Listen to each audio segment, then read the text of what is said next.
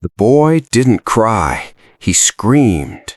Not the way children usually do when they fall or when something frightens them in the night.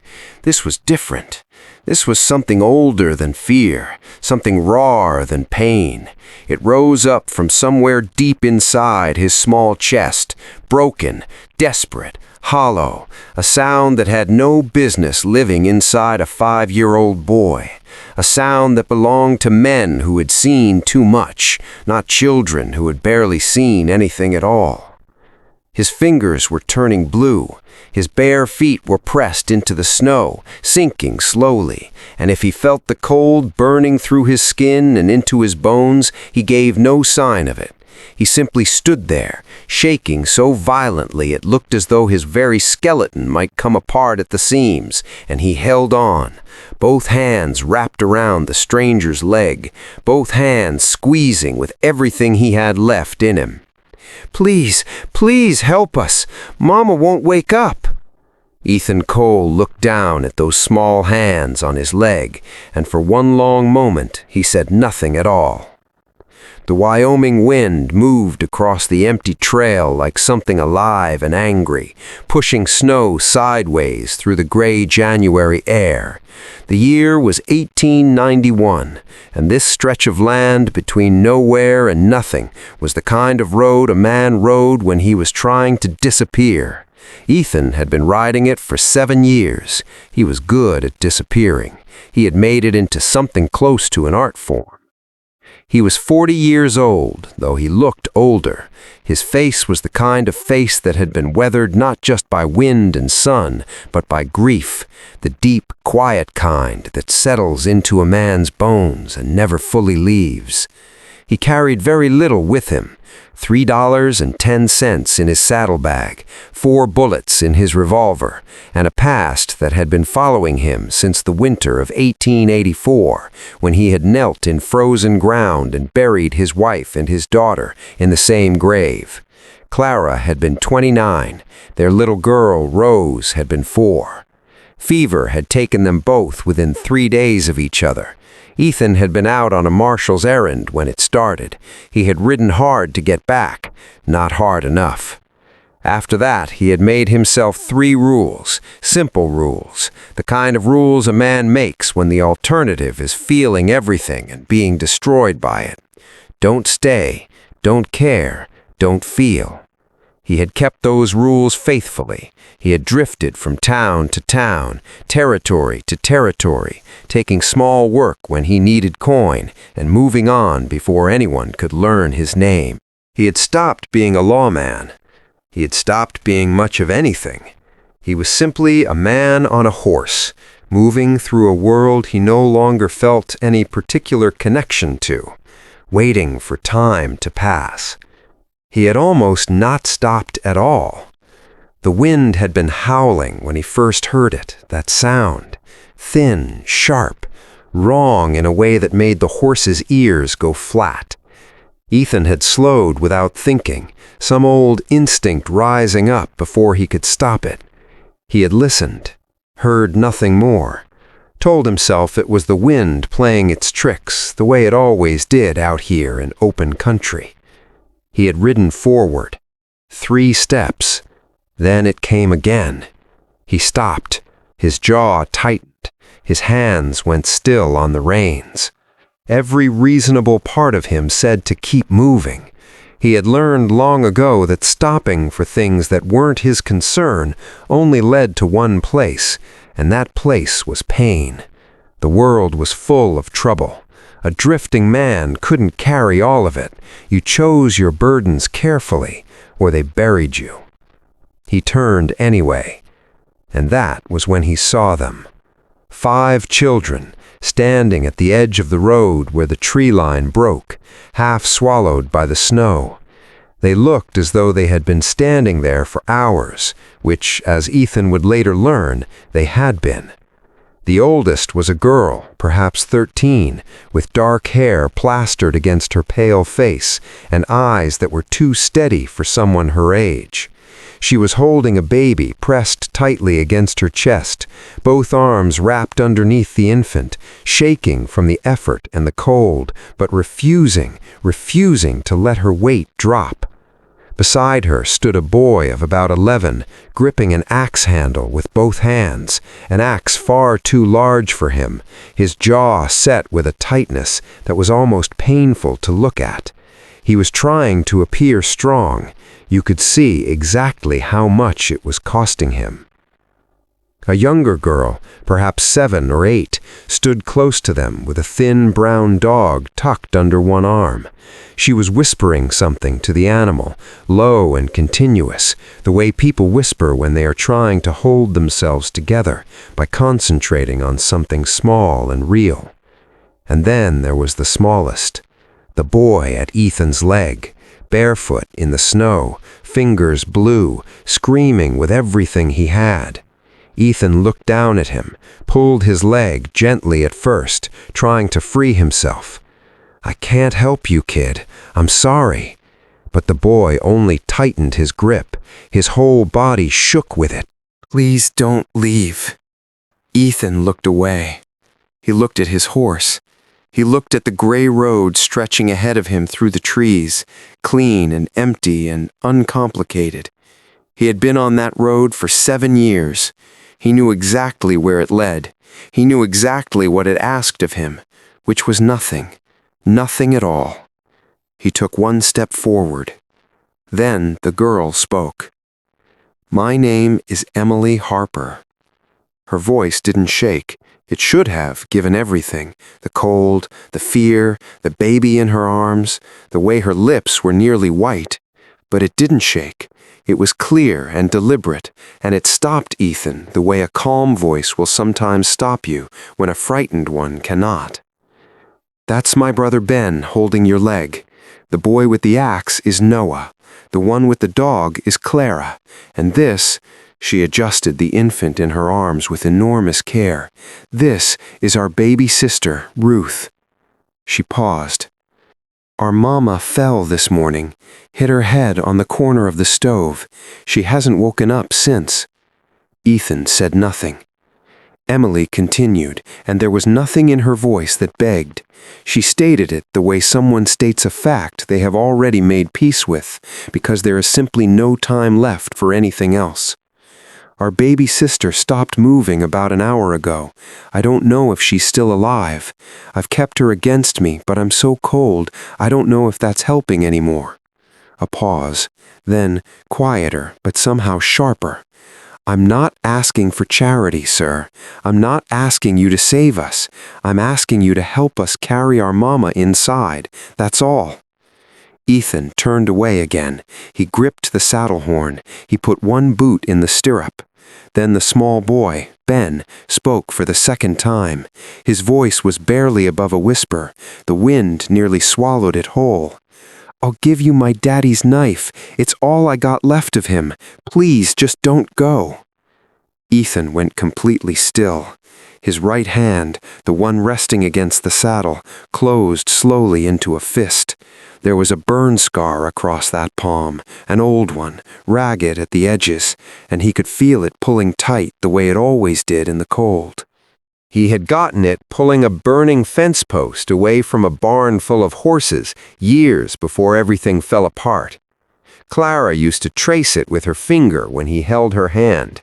Rose used to press her tiny palm against it like she was measuring herself against him. His daughter had held his hand exactly this way. She had begged him not to leave for that last marshal's errand. He had kissed her forehead and gone anyway, because duty was duty, and he had always believed that. He had always believed a great many things that the winter of 1884 had quietly destroyed. He closed his eyes. When he opened them, he looked down at Ben, still holding his leg, still shaking, still waiting with the particular patience of a child who has run out of other options. "Where's your house?" Ethan asked quietly. The Harper Ranch sat about a quarter mile back through the trees, and calling it a ranch was generous. The fence posts were broken or missing entirely. The barn stood empty, its door hanging open on one hinge. The woodpile on the side of the cabin was distressingly small. 3 days of fuel, perhaps 4 if they were careful, and they were deep in the belly of a Wyoming winter with no sign of thaw. But the porch had been swept. Ethan noticed that. In the middle of everything falling apart, someone had swept that porch.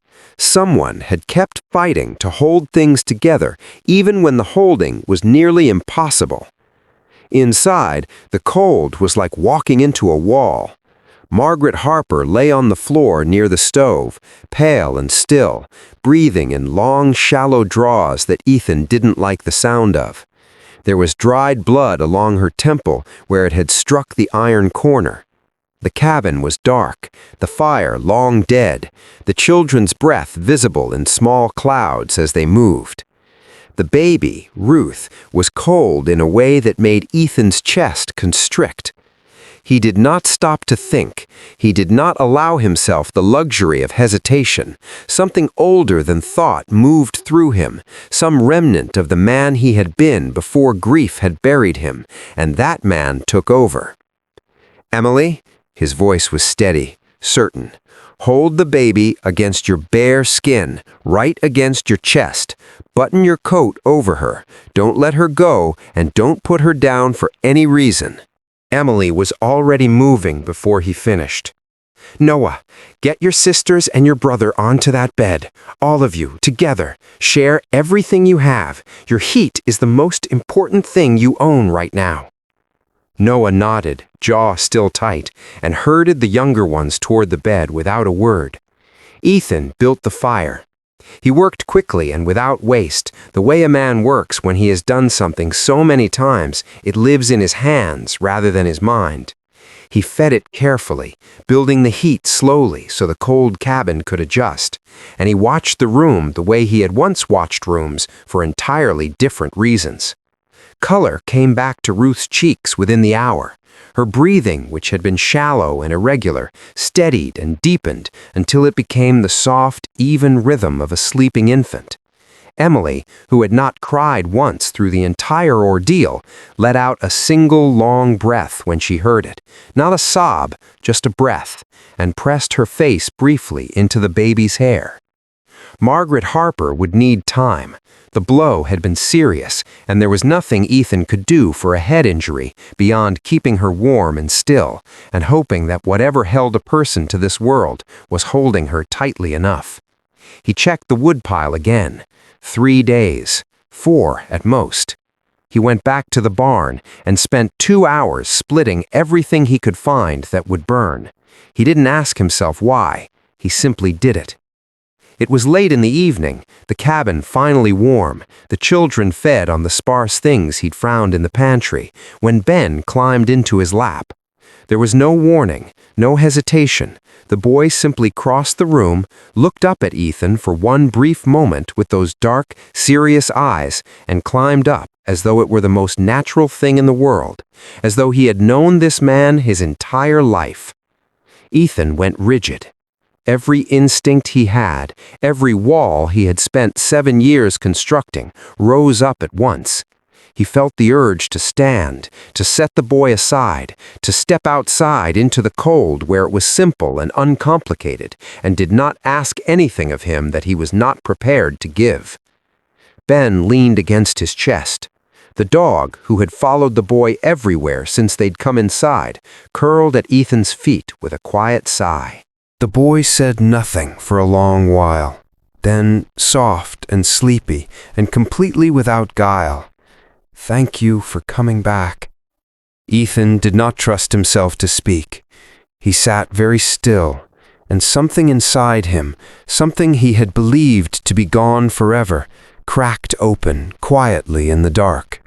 Not violently, not dramatically, just a slow, aching fracture, like ice beginning to give way in early spring. He thought of Rose, the weight of her in his arms, the way she used to fall asleep against him with that same total, unconditional trust that children have before the world teaches them otherwise. He sat with Ben until the boy's breathing slowed and deepened. He did not put him down.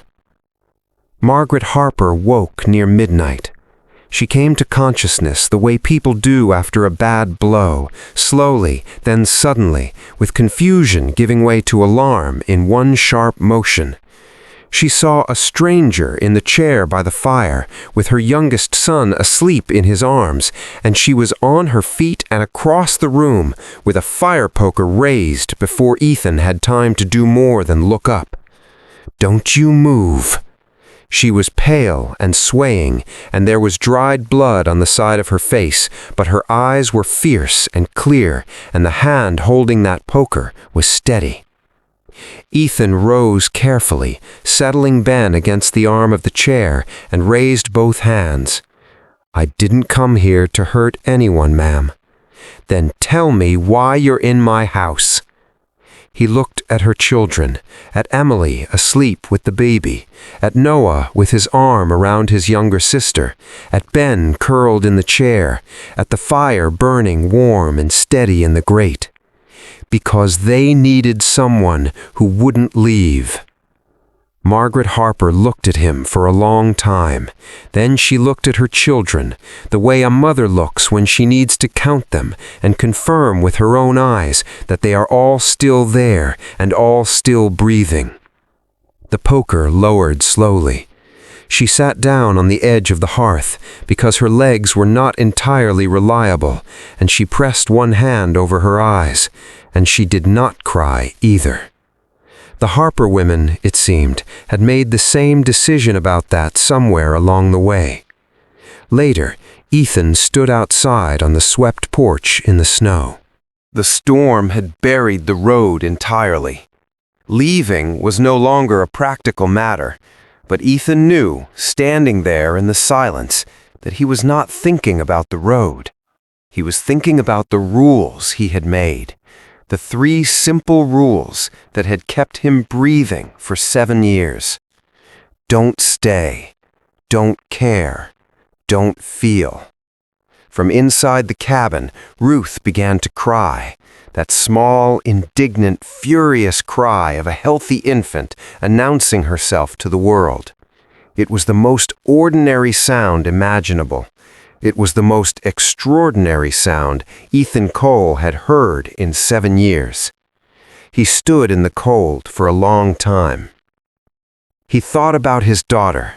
He thought about the way loss had hollowed him out so thoroughly that he had mistaken the emptiness for safety.